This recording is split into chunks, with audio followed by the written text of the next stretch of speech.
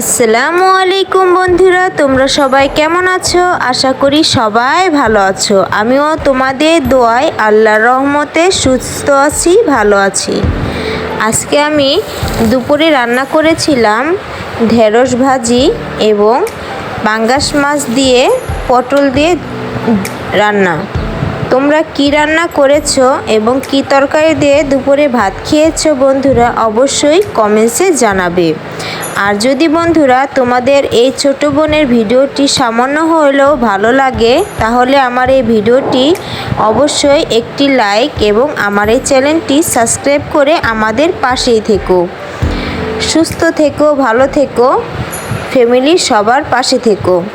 আর আমি বিকালে একটু বাচ্চাদেরকে নিয়ে বাইরে গিয়েছিলাম, সেটাই তোমাদের সাথে অতটা শেয়ার করতে পারলাম না। পরবর্তীটা পরে দেখাবো। এই পর্যন্তই, আল্লাহ হাফেজ।